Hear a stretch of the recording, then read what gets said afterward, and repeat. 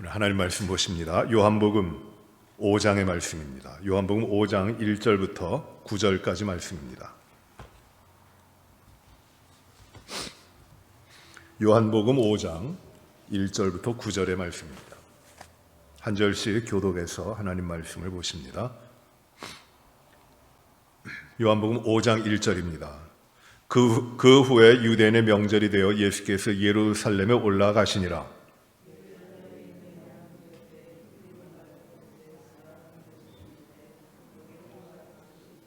그 안에 많은 병자, 맹인, 다리 저는 사람, 혈기 마른 사람들이 누워 물의 움직임을 기다리니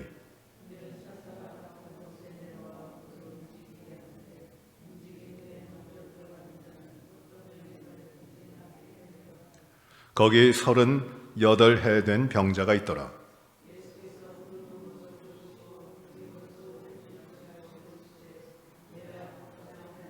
병자가 대답하되 주여 물이 움직일 때 나를 못에 넣어줄 사람이 없어 내가 가는 동안에 다른 사람이 먼저 내려가나이다. 같이 봅니다. 그 사람이 곧 나와서 자리를 들고 걸어가니라. 이날은 안식일이니.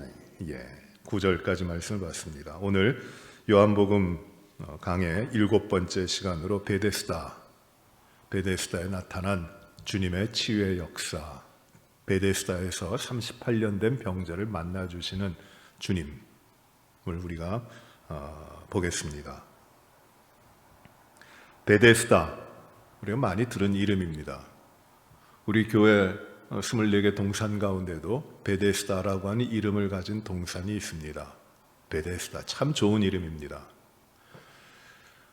어떤 조사에서 미국에서 가장 살기 좋은 도시가 어딘가 조사했는데 그 도시가 어디로 선정이 됐냐 하면은 베데스다가 됐습니다. 베데스다는 그 메릴랜드 워싱턴 DC에서 서북쪽으로 조금만 가면은 메릴랜드에 있는 자그마한 도시인데 참 좋은 곳이라고 합니다. 얼마나 좋으면은 미국에서 제일 좋은 도시, 살기 좋은 도시가 됐겠습니까? 참 좋은 이름입니다. 베데스다.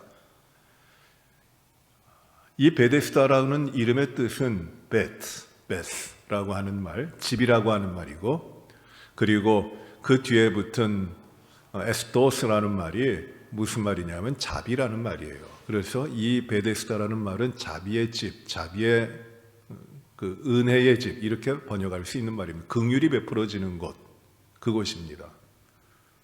그런데 이 베데스다라고 하는 이름은 이중적인 의미예요. 베데스다, 은혜의 집, 긍휼이 베풀어지는 곳. 긍휼이 넘치는 자리, 그 집이 베데스다인데 왜 긍휼이 있냐 하면 그 자리에는 그 집에는 긍휼이 없기 때문에 긍휼이 베풀어지는 곳이라는 것이에요. 그래서 베데스다라고 하는 곳은 두 가지 의미가 있습니다. 첫째는 긍휼이 없는 곳이에요. 두 번째는 긍휼이 있는 집. 그것이 베데스다입니다. 베데스다가 예루살렘에 예루살렘이 예수님 당시에 예루살렘이 그렇게 큰 오늘날 보면 넓이가 그렇게 크질 않습니다. 걸어서 돌면은 한 2시간이면 다 돌아요. 그렇게 큰 곳이 아닌데, 이 동쪽에 있는 감람원에서 예수님이 기도하러 가시던 감람원에서 이렇게 서쪽을 향해 바라보면 이 예루살렘의 전체가 아주 아름답게 보입니다. 그 가운데 이제 마호멧이 승천했다고 하는 그 자리에 세워진 그 무슬림의 그 사원이 있고, 그리고 그 예루살렘 곳곳에 예수님 당시의 그 유적들, 그 모습들이 있습니다. 이 감람원에서 바로 내려오면 바로 앞에 뭐가 있는 겟세마네 동산이 있어요. 그래서 예수님이 거기서 마지막에 기도를 하시고 그 감람원에서 겟세마네 동산을 거쳐갖고 언덕을 조금 내려와서 잠깐 가면은 거기 문이 나오는데 오늘날은 그 문을 사자문이라고 합니다. The Gate of Lion, 사자문이라고 하는데 예전에는 그 문이 양문이었어요. 양의 문입니다. 즉 제사를 드릴 때 재물을 가지고 들어가는 문이었어요. 그렇게 문이 크지는 않습니다. 개축이 된 문이지만은 마차 2개가 이렇게 겨우 지나갈 수 있는 그런 크기의 문입니다. 이 양의 문을 이제 지나서 얼마 가지 않으면 오른쪽에 베데스다라고 하는 연못터가 나옵니다. 지금은 연못이 아닙니다. 그 연못터가 나오는데 그것이 우리가 생각하는 연못이라기보다도 하나의 저수지와 같은 곳이었던 것 같아요. 그래서 지금 물이 없으니까 연못 터만 있고 그 터가 밑으로 아주 지하로 굉장히 깊이 들어가더군요. 그러니까 그 연못이 이렇게 풀처럼 물이 고여 있었던 그런 것이 아니라 밑에서부터 물이 올라와 가지고 그 위에 지면에 드러나는 곳에 이렇게 잔잔하게 고여 있었던 연못처럼 보였던 그 물이 이렇게 올라오니까 거기에 풀을 만들어 놓았던 연못처럼 만들어 놓았던 그런 곳입니다. 거기가 베데스다입니다. 그런데 이 베데스다는 그 밑으로 연결된 물로부터 그 수로로부터 가끔씩 물이 역류가 돼서 올라오기 때문에 연못에 있는 물이 이렇게 막 들끓는 것처럼 올라오는 때가 있는데 그것을 보고 사람들은 지금은 이 연못에 천사가 내려오는데 천사가 내려와서 물을 들끓게 하는데 그 물이 들끓을 때에 누구든지 그 연못에 처음 들어가는 사람은 어떤 병이 있든지 그 병이 낫게 된다고 하는 그런 전설이 있는 곳이에요. 그런데 그 전설이 있기 때문에 이 연못은 효염이 있다, 병 고치는 데 효염이 있다 해가지고 많은 병을 가진 사람들이 그 연못에 모여들었습니다. 여러분, 그런데 이 병이 물이 이렇게 움직일 때, 물이 동할 때 누구든지 제일 먼저 들어가는 사람이 병이 낫겠다는 전설이 있는데 그 병이 나은 사람이 있다는 것이 사실일까요, 아닐까요? 요한복음에는 왜 요한복음 요한의 말년에 기록한 예수님만이 생명이시고 예수님만이 구원자이시고 예수님 안에서만 구원이 있고 예수님이 빛이시고 어둠 가운데 빛이시는 빛이시고 생명이시고 그리고 참된 사랑이시고 오직 예수님만의 그 기적과 그 치유와 그것을 강조하기 위하여 쓰는 것이고 수많은 기적을 예수님이 베풀어 주셨는데 이 사도 요한이 그 수많은 기적 가운데 7개의 기적만 요한복음에 기록하고 있거든요. 특별한 목적을 가지고 기록한 것이에요. 그런데 이 기적, 제 베데스다에 일어난 이 기적을 기록하면서 왜 하필이면 이 문구 베데스다에 내려오는 전설과 같은 것을 기록했을까요? 물이 동하면 첫 번째로 물에 들어가는 사람이 어떤 병이 있든지 낫는다. 그거는 그 사람들이 가지고 있던 믿을 수 없는, 일어날 수 없는 헛된 것이라는 것을 말하고 있는 것이에요. 그런데 사람들은 거기에 따라간다는 것입니다. 그래서 이 베데스다라고 하는 연못에는 수많은 병자들이 많이 있었어요. 병이 낫고자 몰려듭니다. 거기에 행각 5개를 지었는데 행각이라고 하는 것은 정자 같은 것이에요. 가제보 같은 걸 만들어가지고 그것을 주변에 놔서 수많은 사람들이 그 행각에도 있고 그리고 주위에 자리를 펴고 움직이지 못하는 심각한 병자들이 수많이 기다리고 있습니다. 물이 동하기를 기다리고 있는 것이에요. 그 자리의 이름이 무엇이에요? 베데스다예요. 모든 질병과 아픔과 고난이 있는 정말 미저러블한 사람들 인생이 모여 있는 자리가 어디입니까? 그것이 베데스다예요. 긍휼이 없어진 곳, 자비가 없어진 곳, 아픔과 상처와 상실이 있는 자리, 실패한 자리가 어디예요? 그것이 베데스다예요.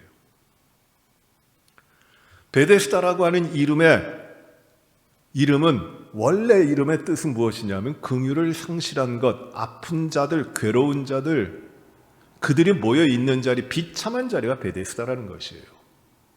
그 베데스다라고 하는 이름을 가진 그 연못에 비참한 인생을, 잃어버린 인생을, 빼앗긴 인생을 살아가고 있는 소망이 없는 자들이 그 비참한 자리에 소망을 두고, 전설 같은데 소망을 두고 그 자리로 모여 있는 것이에요. 얼마나 베데스다가 처절한 자리입니까? 비참한 자리입니까? 실패의 자리예요. 거기에 예수님이 찾아오시는 겁니다. 깨져 있는 자리, 실패한 자리, 긍휼이 없는 자리, 긍휼이 부셔져 나간 자리, 그 자리에 예수님이 오신 것입니다. 베데스다라고 생각하면 아름다운 곳, 참 좋은 곳, 참 모든 것이 갖춰져 있는 사랑이 넘치고 은혜와 자비가 넘치는 곳이라고 생각하는데 아니에요. 베데스다는 이 처절한 자리예요. 베데스다는 그래서 그 이름의 뜻이 이중적입니다. 완전한 실패의 자리가 베데스다예요. 거기에 예수님이 찾아오십니다. 예수님이 찾아오셔서 보십니다. 거기 38해, 38년 동안 병을 앓고 있는 사람이 있습니다. 그는 앉아있지도 못하고 누워 있습니다. 그 병자를 찾아오시는 것이에요.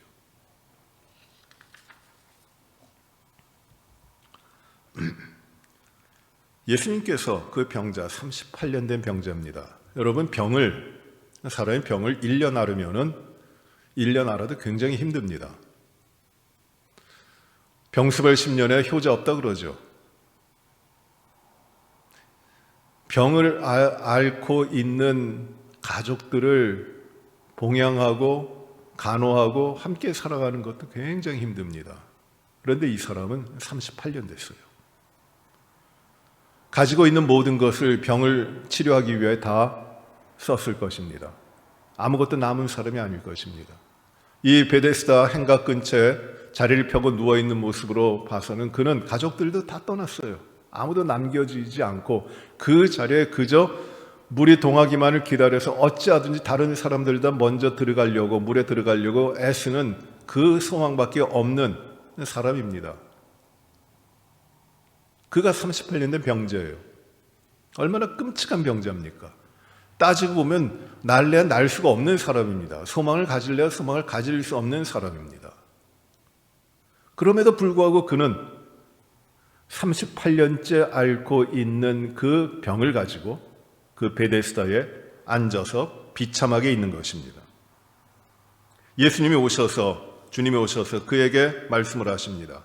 그 병이 오래된 것을 보시고 아셨습니다. 그리고 그에게 물어보십니다. 뭐라고 물어보십니까? 내가 낫고자 하느냐? 내가 낫고자 하느냐? 이 낫고자 하느냐라는 말은 주님께서는 내가 앓고 있는 병이 치료되길 원하느냐? 그런 말로 물어보시지 않으신 거예요. 낫는다라는 말은 온전케 되길 원하느냐? 온전케 된다고 하면은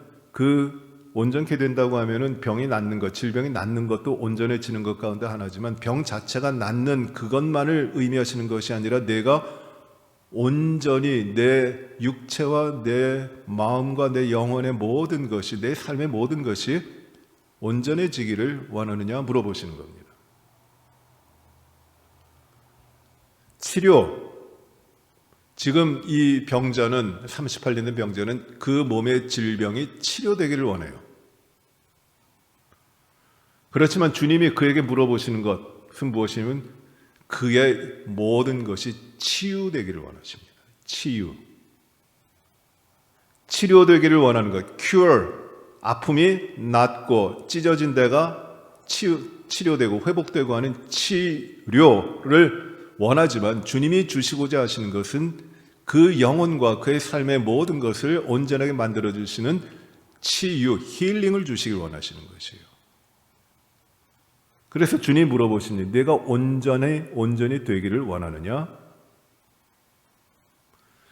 주님께서는 이 38년 된 병자를 보시고 그의 병이 오래된 것을 아시고 그의 영혼의 피폐함과 그의 삶의 무너짐을 다 아셔요.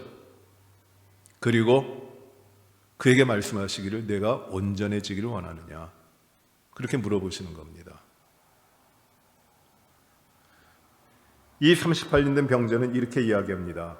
내가 낫고자 하느냐? 내가 온전해지길 원하느냐? 하는 주님의 질문에 그의 대답은 이겁니다. 물이 움직일 때, 주여, 물이 움직일 때, 물이 동할 때 나를 못에 넣어줄 사람이 없어 내가 가는 동안 다른 사람이 먼저 내려갑니다. 내가 먼저 가서 물에 들어가면 낫겠는데 다른 사람이 먼저 갑니다. 나는 보시다시피 움직일 수 없는 사람 아닙니까? 누가 나를 들어가지고 그 물에다 먼저 넣어줘야 되는데 나를 들어서 물에 넣어줄 사람이 없습니다. 그러니 나는 낫지를 못합니다. 내 처지가 이렇습니다. 그렇게 대답하는 겁니다.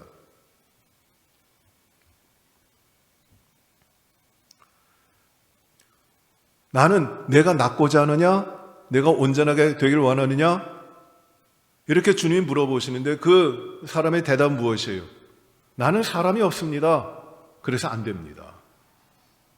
완전히 다른 동문서답입니다. 주님 물어보신 것에 전혀 동떨어진 대답을 하고 있는 겁니다. 이 대답에는 이 병자가 가지고 있는 것은 무엇이냐면 나는 사람이 없기 때문에 나는 아무것도 하지 못합니다. 나에게는 사람이 없기 때문에 나는 어떤 것도 이루어지지 못합니다.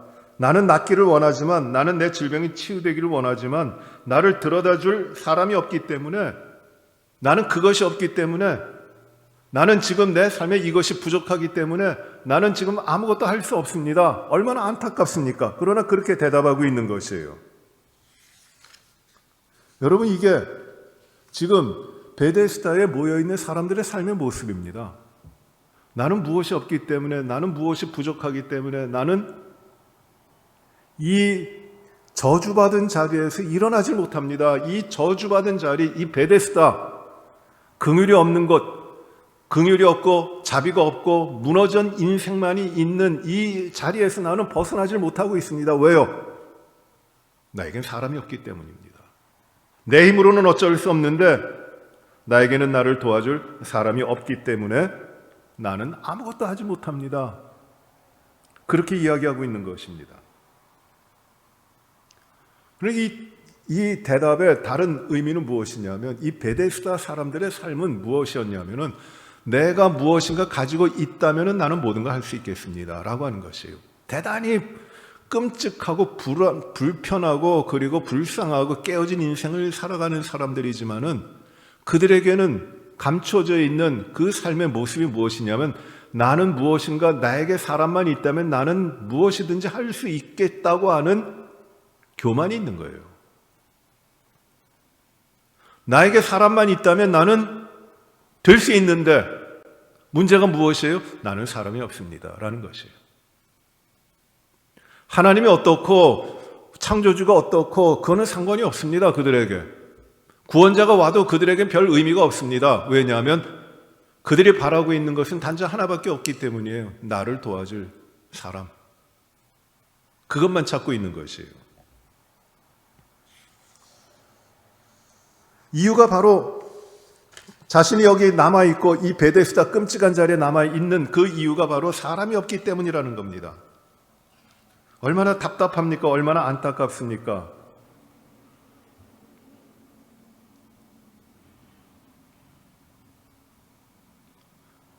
우리 마음에 이 베데스다가 있어요. 주님이 찾아오셔서 말씀하시고 주님이 보여주시는 것이 무엇이냐면 이 베데스다라고 하는 자리가 우리들의 삶에 결국 하나님 이외, 구원자 예수 그리스도 이외 다른 것들만 있으면은 내게 사람만 있으면 내가 이것만 가지고 있으면 나는 삶이 다 됩니다.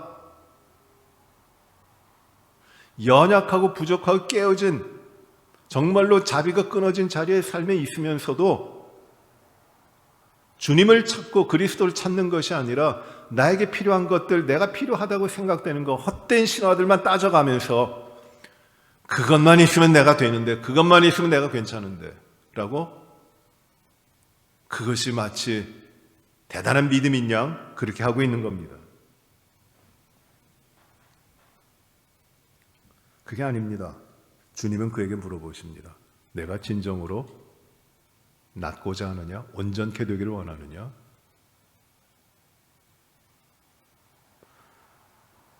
이 38년 된 병자는 대답하기를 내가 낫기를 원합니다 라고 대답해야 돼요.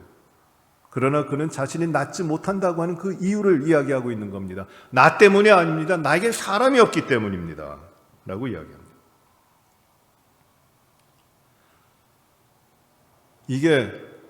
이 모습이 베데스다입니다. 정말 처절한 자리입니다. 깨어진, 자비가 끊어진, 긍휼이 없는 그 베데스다. 여러분, 물이 움직일 때, 행여물이 움직일 때 그 헛된 신화를 가지고, 헛된 믿음을 가지고 그 물에 먼저 뛰어들려고 사력을 다해가지고 한 명만, 먼저 들어가는 사람만 치유를 받으니까, 낫는다고 하니까 그 가운데 먼저 들어가려고 아귀다툼을 하고 싸우고 갈등하고 내가 살겠다고, 결국 아무도 살지 못하지만 그 싸움을 벌이는 자리에, 그것이 어디예요? 이게 베데스다예요.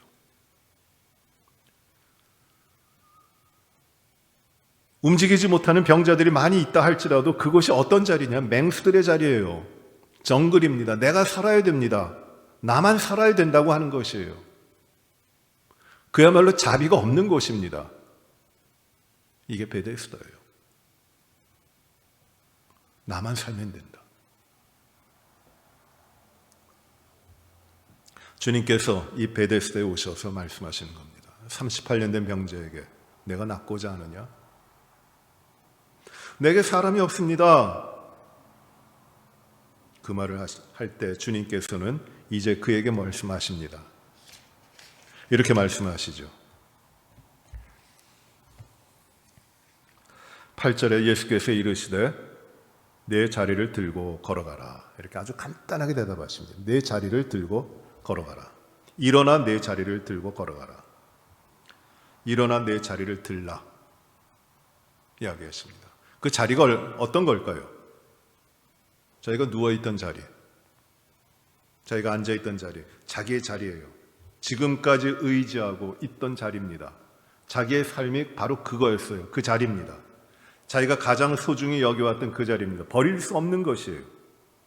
아주 비천하게 보이는 아주 가치가 없는 것일 수 있습니다. 그러나 그에게는 늘 앉아있던 자리고 늘 누워있던 자리니까 그 사람에게는 아주 소중한 거예요. 그것 없이는 살아가지 못하는 겁니다.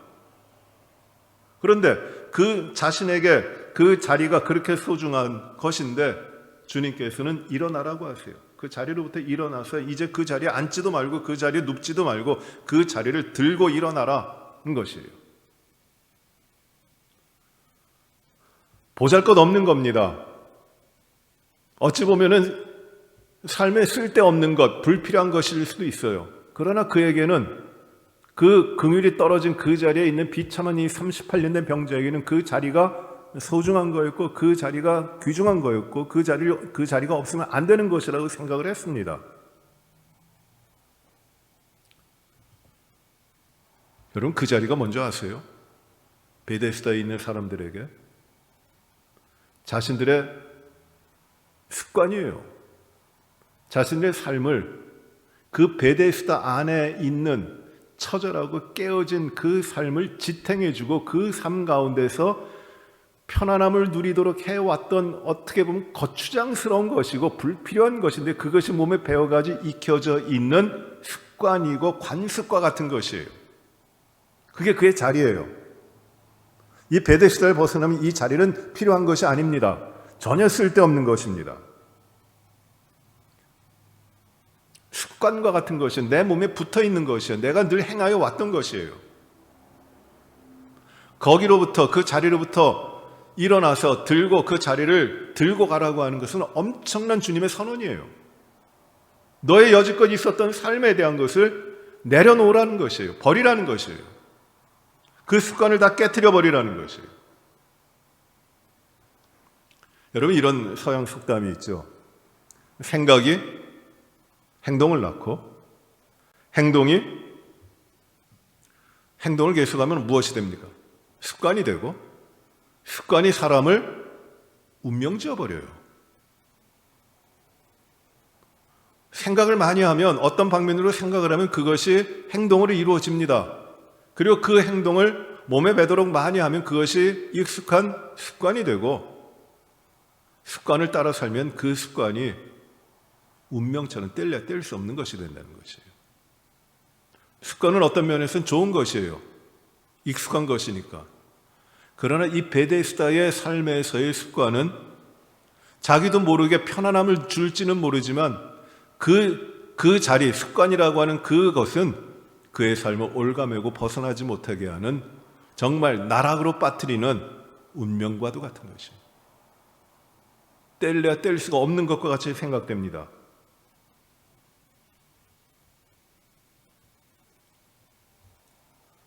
베데스다의 연못에 누워 있으면서 이 38년 된 병자는 무엇을 생각했을까요? 나는 사람이 없으니 나는 이 병을 고치지 못해. 나는 이 자리에 있어야 돼.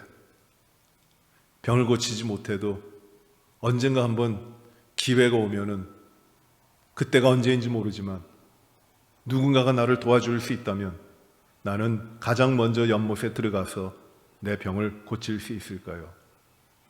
그 신랄 같은 소망을 가지고 버티고 있는 것이고 자리에 앉아 있는 것이에요. 다 헛된 것인데, 다 의미가 없는 것인데, 잘못된 것에 생각이 모아졌고 행동이 이루어지고 그것이 습관이 되고, 그리고 그것이 자기에게는 벗어날 수 없는 운명처럼 되어지는 것이에요. 여러분, 이게 베데스다의 삶이에요. 주님께서 오십니다. 아마 이 38년 된 병자는 아무도 날 못 고쳐, 나에게는 사람이 있어야 돼,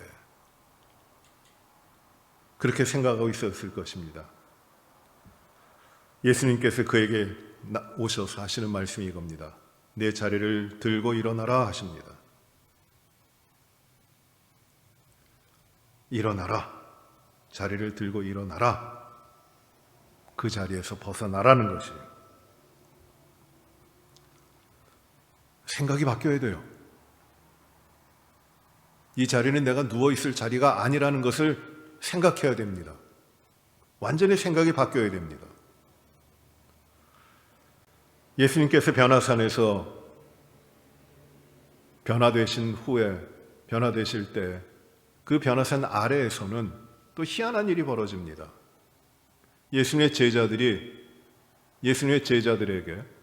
한 아버지가 귀신 들린 그 아들을 데리고 와서 그 귀신을 내쫓아달라고 하는데 그 제자들이 하지 못하는 것이에요. 이 제자들이 어떤 제자냐면, 얼마 전에 예수님께서 둘씩 짝지어서 전도를 보내시면서 주님의 권능을 주셨어요. 전도하게 하시고 놀라운 일을 행하도록 하는 권능을 주셨습니다. 가서 병을 고쳤고, 제자들도 복음 전하면서 병을 고쳤고 기적을 베풀었어요. 귀신을 내쫓았습니다. 놀라운 일들. 귀신들도 이 제자들에게 복종하는 역사들을 경험을 했어요. 그런데 지금 이 변화산 밑에서, 주님은 변화산에 올라가셨는데 그 변화산 밑에 있는 제자들에게 어떤 아버지가 귀신 들린 아들을 데려왔는데 그 아들로부터 귀신을 내쫓으려고 하는데 안 되는 거예요. 못 하는 겁니다. 그래서 주님이 변화산에서 내려오실 때 주님께 그 아들을 데려갑니다. 주님, 내 아들이 어릴 때부터 귀신에 들려 불속에도 들어가고 거품도 물고 쓰러져서 당신의 제자들에게 고쳐달라고 데려왔는데, 귀신 내쫓아달라고 데려왔는데 고치지 못했습니다. 주님, 할 수만 있거든 내 아들을 고쳐주십시오. 할 수만 있거든 내 아들 고쳐주십시오. 주님 앞에 그렇게 부탁을 합니다. 할 수 있거든, 무슨 일이든지 할 수만 있거든 고쳐주십시오. 주님을 신뢰하지 않는 것이에요. 주님이 어떤 분이시라는 걸 모르는 것이에요.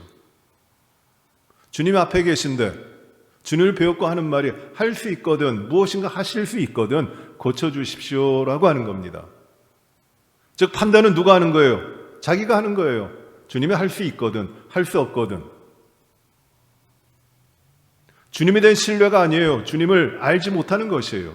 그냥 내 아들의 병, 내 아들의 귀신만 나가면 되겠다고 하는 그 바람밖에 없는 것이에요. 할 수 있거든. 할 수 없으면 말고. 뭐 귀신 들린 거 제자들 못했는데 그 선생이 할 수 있겠어? 할 수 없으면은 하지 마시고 I don't care. 뭔가 할 수 있으면 좀 고쳐주십시오라는 것입니다. 그 생각이 자기를 지배하고 있는 것이에요. 주님이 앞에 쓰셨는데 그 주님을 맞아들이질 못해요. 주님을 인정하지 못해요. 자기 선입관에 잡혀 있는 것이에요. 그게 뭔지 아세요? 그게 자리라는 것이에요. 자기 삶을 베데스다 같이 찢어지고 깨어져 있고 실패한 그 삶 가운데서 굳어져 있는 그 가운데 익숙해 있는 자기의 자리예요. 그것이 깨지를 못하는 것이에요. 주님께서 그 변화산 아래에 있을 때 주님께서 이렇게 말씀하십니다. 할 수 있거든이 무슨 말이냐? 믿는 자에게는 능치 못할 일이 없느니라 말씀하십니다. 할 수 있거든이 무엇이냐? 생각을 바꿔라. 생각을 바꿔라. 믿는 자에게는, 나를 믿는 자에게는 능치 못할 일이 없느니라. Everything is possible. 모든 것이 이루어진다라는 것이에요. 왜요? 주님이 모든 것의 주장자 되시기 때문에. 그를 믿는 자는 그의 삶에 모든 것이 이루어진다라고 말씀하시는 겁니다.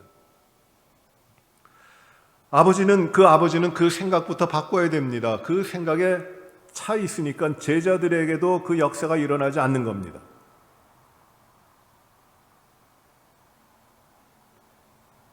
생각이 바뀌지 않으면은 아무것도 일어나질 않아요. 그저 베데스다의 그 삶의 자리에서 미저러블한 그 삶이 은혜가 깨어진 그 삶이 연장되고 또 연장될 뿐입니다. 그러고 망하는 거예요. 이게 베데스다의 비극이에요. 자기의 자리 가운데 안주하고 있는 것.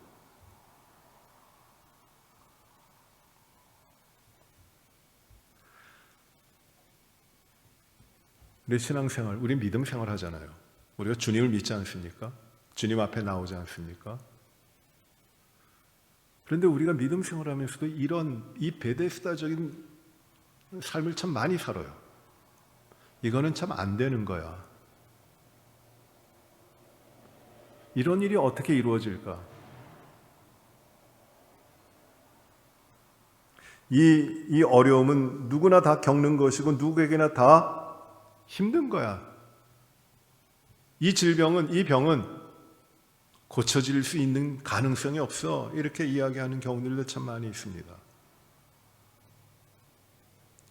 그렇지 않아요.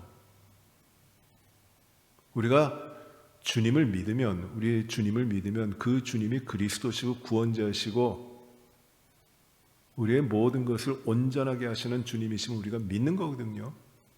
그러면 생각이 바뀌는 거예요. 우리의 옛된 자리로부터 일어나는 것이에요.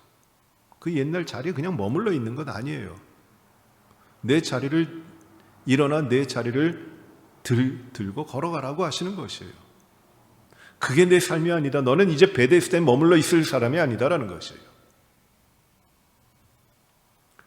우리가 참 관계 가운데 참 어려움을 많이 겪어요. 그런 일들이 참 많이 일어납니다. 그러고 하는 말이 무엇이냐면은 참 어렵습니다. 이 관계를 어떻게 할까요? 나에게 나 있는 쓴뿌리가 어떻게 해결될 수가 있겠습니까? 하나님이 하실 수 있습니까? 하나님 앞에 구하는 것 같지만 변화가 안 돼요. 여전히 쓴뿌리가 있고 여전히 힘들어요. 그 관계 가운데. 왜 그래요? 믿는다고 하면서 자기 생각이에요, 다. 그걸 버리지 못하는 것이에요. 여전히 베데스다라고 하니 처절한 자리에 자기 자리 펴고 그 가운데 누워 있는 거예요. 주님이 앞에 와 계심에도 불구하고 여전히 누워 있으려고 하는 것이에요. 나는 여기가 편합니다. 내 자리는 여기입니다. 나는 여기서 내 자리 깔고 여지껏 해오던 대로 그냥 내 생각대로 갈등도 하고 아파도 하고 괴로워도 하고 인생의 짐을 그대로 지고 그냥 삽니다.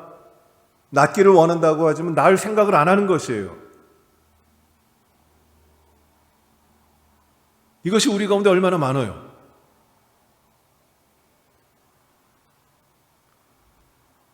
주님 말씀하시는 것이 이겁니다. 내 자리를 들고 걸어가라. 일어나 내 자리를 들고 걸어가라. 새로운 차원이에요. 사도행전에 베드로와 요한이 기도하는 시간에 성전을 들어가다 미문이라고 하는 곳으로 들어갑니다. 아름다운 문이에요. 그 미문 입구에 구걸하는 사람이 있었어요. 이 구걸하는 사람은 목적이 하나입니다. 나면서부터 안진뱅이였고 걸어본 적이 없는 사람이에요. 그가 성전 미문에 앉아 누가 데려다 주면은 그 성전 미문에 앉아 하루 종일 구걸해서 생계를 유지하고 살아가던 사람입니다. 남들의 동정심을 통하여 구걸을 받아 구걸을 하여 살아가는 사람입니다. 그 동정심으로 동전 몇 개를 그 구걸하는 사람에게 주었을 때 기쁘고 그것이 채워지면 만족하고 그렇게 살던 사람이에요. 더 이상의 소망이 있고 더 이상 바라는 것이 없어요. 그저 하루하루 구걸을 잘할 수 있으면 되는 것이에요.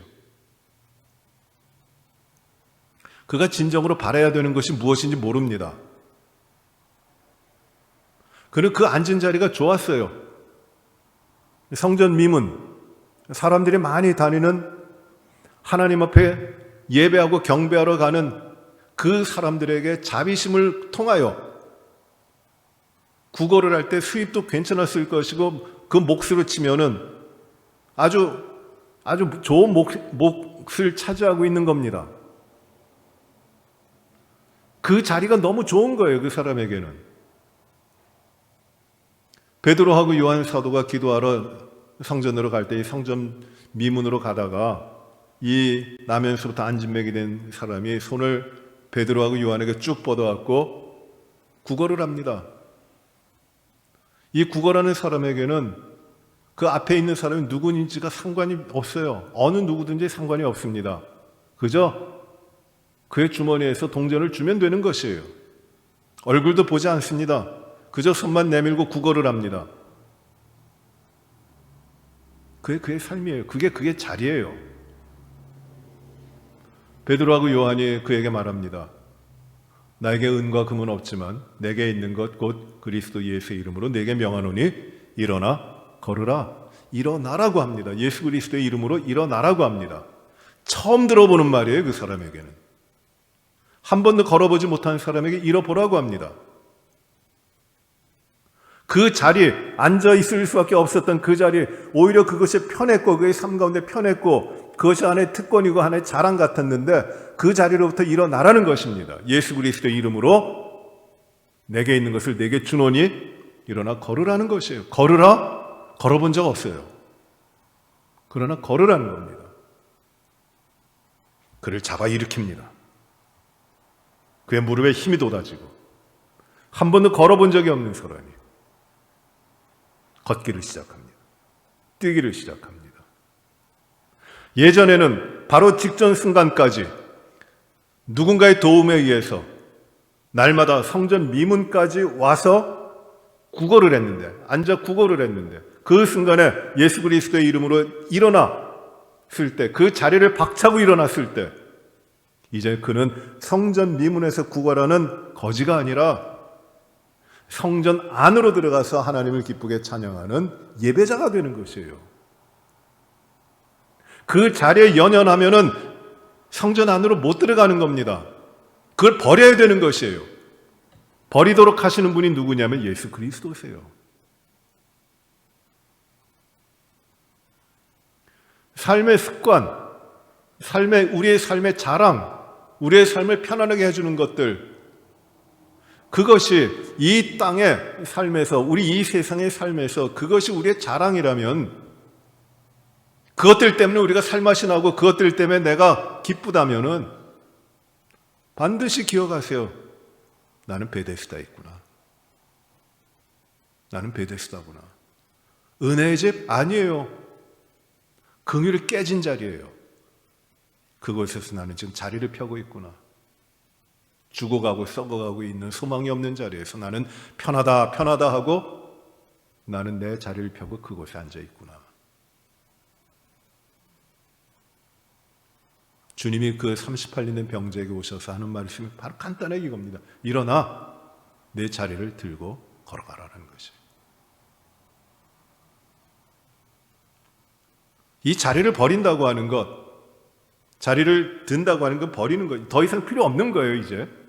그것을 버린다고 하는 것, 그것을 이제 떠나보낸다고 하는 것 참 어려운 일이지만 예수님을 진정으로 알게 될 때 그것은 순식간에 이루어지는 겁니다. 내 자리가 나를 살게 하는 것이 아니라는 것이에요. 그것이 깨달아지는 거예요. 이것이 예수님께서 베풀어 주시는 기적이에요.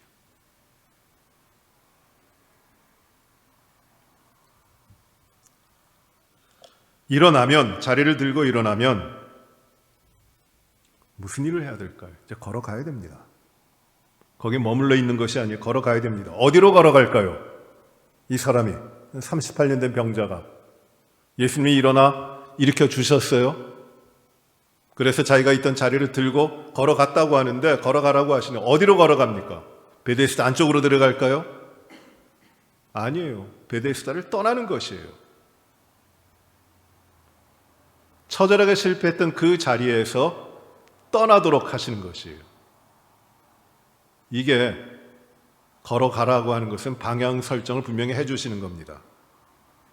그리로 가는 것이 처절하게 무너져 있던 베데스다가 이제는 하나님의 우리 주님의 긍휼과 자비로 말미암아 살아가는 진정한 베데스다로 바뀌는 거예요. 주님을 만났을 때 내게 찾아오신 주님 앞에 내 삶을 내가 온전히 드리고 나아갈 때, 걸어갈 때, 주님을 향하여 갈 때 그 삶은 이제 무너졌던 베데스다가 아니라 긍휼을 입은 진정한 자비의 집, 긍휼의 집 베데스다가 되는 것이에요. 예수님께서 베드로 갈릴리 바다에서 예수님 부활하신 후에 이제 나는 고기 잡으러 간다. 그리고 베드로가 갈릴리 바다로 돌아갔어요. 베드로는 주특기가 고기 잡는 겁니다. 어부니까. 자포자기했습니다. 주님을 믿고 따랐던 것이 주님의 죽으심으로 말미암아 다 무너져 버렸어요. 허탈합니다.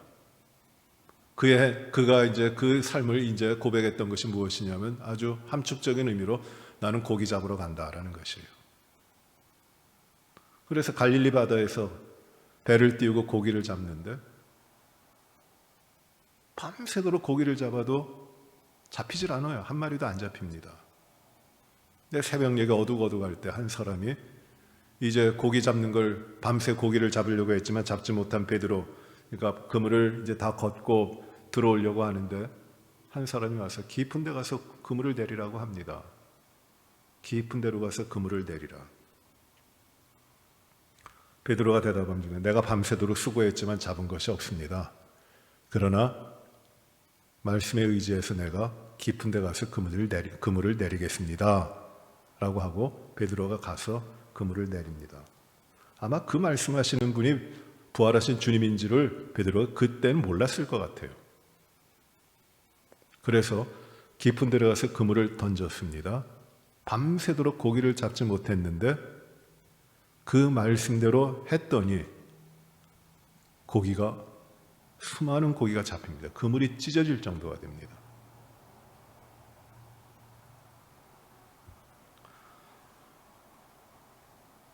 베드로에게 생각나는 것이 무엇이냐면 내가 주님을 처음 만난 날 나를 향하여 깊은 곳에 가서 그물 내리라고 하신 주님,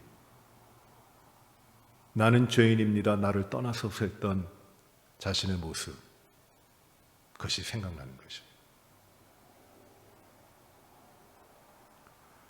주님이 말씀하시면, 주님이 이루시면은 그것이 이루어지는 겁니다. 사람들은 주님의 말씀보다도 주님의 뜻보다도 자기의 생각으로 살아가려고 해요. 그것은 자기가 살아가는 거예요. 베데스다에 그냥 남아있는 겁니다.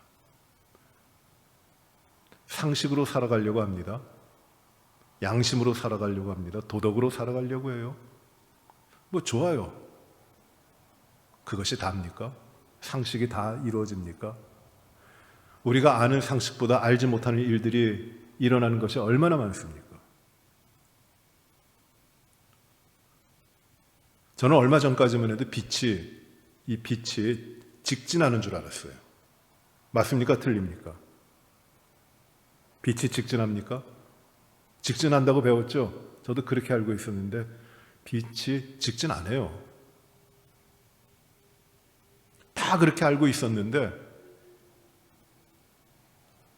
그 중력이 밀집된 상태 가운데는 빛이 직진하지 않고 휘어갑니다. 이게 증명이 됐어요. 19세기에 19세기에 증명이 됐더군요. 여러분, 개기일식이 일어나요. 개기일식. 태양이 있고 지구가 있는데 그 가운데 달이 끼어가지고 태양의 면적 모두를 조그만 달이 가리는 것이에요. 그래서 개기일식은 지구의 한 부분에서만 보입니다. 그런 때가 개기일식이 가끔 일어나요. 긴 시간은 아니지만. 그런데 지구가 있고 태양이 있으면은 이 태양 뒤에 별이 있거든요. 그럼 이 별이 보입니까? 안 보입니까? 바로 뒤에 있으니까. 안 보여요. 태양이 보일 수가 없어요. 태양 뒤에 있는 별은. 이게 빛이 직진하니까 그 별이, 태양 뒤에 있는 별이 지구에 있는 우리들에게 보일 수가 없거든요. 태양에 가려지니까. 아인슈타인의 이론을 가지고 이것을 증명하기 위하여 노력을 하는 사람이 확신을 가지고 했는데 어떻게 했냐 하면 개기일식이 일어날 때 사진기를 아프리카 어디에 개기일식 보이는 자리에 갖고 사진기를 놓고 촬영을 했어요. 평상시에는 태양의 뒤에 있기 때문에 보이지 않던 별이 개기일식이 일어나서 태양이 완전히 달에 가려지고 큰 흑점으로 됐을 때 그 뒤에서 별이 보이기를 시작해요. 그것은 무엇을 의미합니까? 빛이 휘는 거예요. 중력이 높아지는 그 자리에서 빛이 휘는 거예요. 모든 것이 상식대로 이루어지지 않습니다. 하나님의 창조의 질서 가운데서. 오늘 우리가 어제부터 하나님 그 생명의 삶으로 욥기 말씀 묵상하는데 욥기 38장에서 하나님이 욥에게 나타나셔서 말씀하시는 것이 무엇이에요? 너 아는 거 무엇이냐? 네가 할 수 있는 게 무엇이냐? 너는 피조물이야. 나는 창조주고. 네가 나하고 견줄 게 무엇이 있느냐? 그걸 말씀하시는 것이에요. 상식으로 되는 게 아닙니다. 양심으로 되는 것도 아니에요. 제가 지난주 어떤 우리 교인이 갑자기 몸이 안 좋으셔가지고 응급실에 입원하시고 중환자실에 계시고 갔어요. 가서 기도하면서 이야기를 하는데 이제 믿음 생활 잘 하십시오. 왜 이렇게 아플 때까지 그냥 혼자 계셨습니까? 연락하시고 함께 기도하면서 하나님 앞에 나가야지. 왜 그러셨냐고. 그렇게 이야기하니까 그분이 하신 말씀이 무엇이냐면 교회 생활도 못했는데 양심이 있어야죠. 아니, 거긴 양심 이야기하는 거 아니에요. 양심이 우리를 살립니까?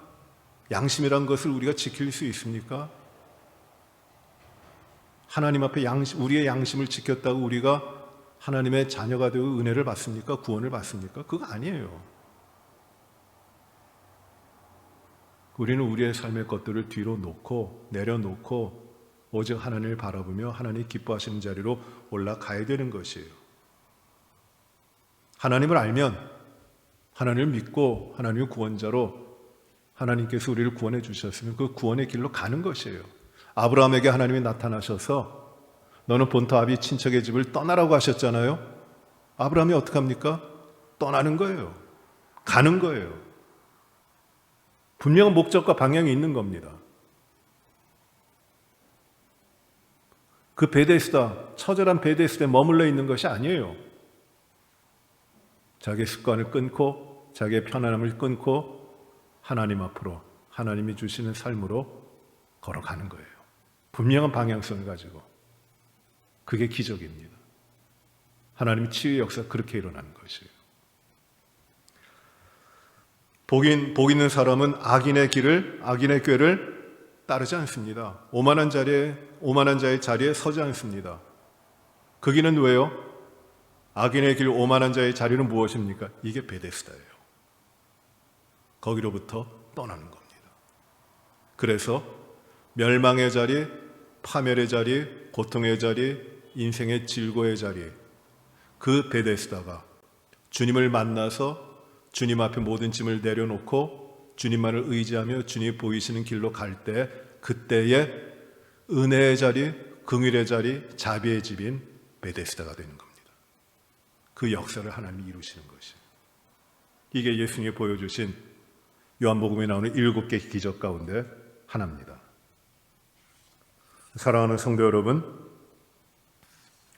우리의 이 하나님을 우리 삶 가운데 우리가 깊게 맞이하시길 바랍니다. 혹시 나는 38년 된 병자는 아닌가? 나는 여전히 사람을 찾고 조건을 찾고 여건과 환경을 찾아 이것만 있으면 내가 되겠다고 하는 그 믿음으로 살고 있는 건 아닌가? 내 앞에 서신 하나님 앞에, 내 앞에 서신 구원자이신 주님 앞에 나는 진정으로 고백하지 못하고 내 자리 핑계만 대고 그것을 지키려고 알량한 마음으로, 나한테는 내 자리가 아직까지 중요합니다, 그 고백하고 있지 않았어요? 내려놔야 됩니다. 그리고 주님이 내려놓게 하시고 주님이 가라고 하시는 길로 나아갈 때 거기에 진정한 은혜의 집, 긍휼의 집, 자비의 집, 베데스다가 이루어지는 것입니다. 이 말씀으로 우리가 우리 자신을 다시 한번 무장하고 주님의 역사가, 이 기적의 역사가, 베데스다의 기적의 역사가 우리 모든 삶 가운데 이루어지고 우리 교회 가운데 이루어지도록 노력하시고 하나님 앞에 충성하시는 우리 모든 분들이 되시기를 바랍니다. 함께 기도하십시다. 하나님, 인생의 질고와 아픔과 고통 가운데 머물러서 그 가운데 널브러져 있었던 저희들의 모습이 혹시 아닌지요? 저희가 38년 된 병자가 아닌지요? 사람이 없습니다 핑계대면서 진정한 구원자로 오신 주님은 뒤로 하고 내 자리의 편안함만을 누리고 연장하려고 했던 것이 내 삶이 아닌가? 은혜와 자비를 바라고 하나님의 도우심을 얻고자 하지만 결국 내 중심으로 미저러블하게 살아가고 있는 것이 나의 삶이 아닌가? 저희가 돌이키며 주님 이외 다른 것들은 다 쓸데없는 것으로 다 내려놓고 오직 주님만을 의지하고 따라가는, 주님만을 신뢰하고 주님께만 나아가는 저희들의 삶이 되게 하여 주옵소서.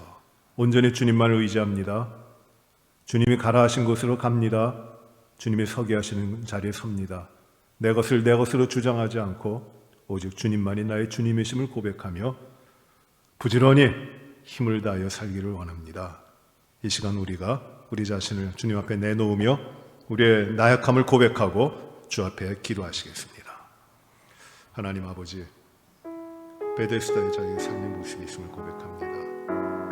나는 베데스다 가운데 있습니다. 주님이 오셔도 주님을 찾지 못했던 나의 생각과 나의 삶의 모든 것을 깨뜨리고 오직 주님 앞에 서기를 원합니다.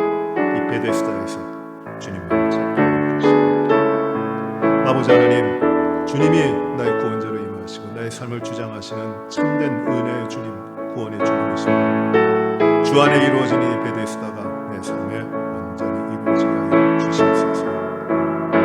헛된 것들 구하지 않게 하시고 그것들 가지고 자랑치 않게 하여 주시옵소서. 온전히 주님을 의지합니다. 겸손히 주님 바라보게 하여 주시옵소서. 감사하고 온전히 주님 앞에 나의 삶을 드리며 예수님 이름으로 기도하옵나이다.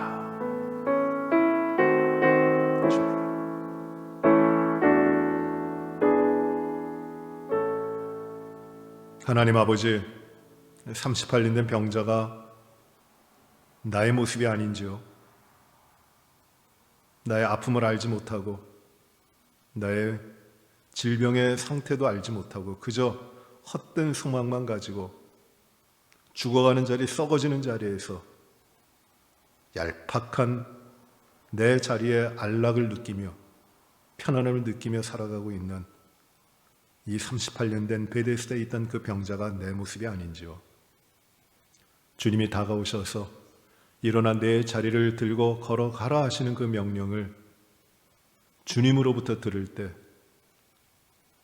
온전케 되며 나의 습관과 나의 생각들이 다 내려지고 오직 주님만이 나의 삶의 주인으로 주님이 명령하시고 뜻하시는 바가 나의 삶의 방향이 되게 하시고 나의 삶의 목적이 되게 하시는 역사가 하나님 우리 가운데 일어나게 하여 주시옵소서.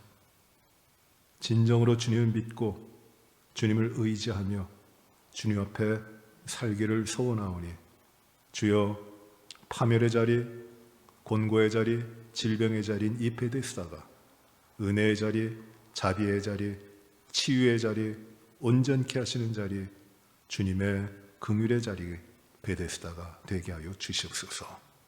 예수님 이름으로 기도하옵나이다. 아멘. 하늘에 계신 우리 아버지여, 이름의 거룩히 여김을 받으시오며 나라에 임하옵시며 뜻이 하늘에서 이루어진 것 같이 땅에서도 이루어지이다. 오늘날 우리에게 일용할 양식을 주옵시고 우리가 우리에게 죄 지은 자를 사하여 준 것 같이 우리의 죄를 사하여 주옵시고 우리를 시험에 들게 하지 마옵시며 다만 악에서 구하옵소서. 대개 나라와 권세와 영광이 아버지께 영원히 있사옵나이다. 아멘.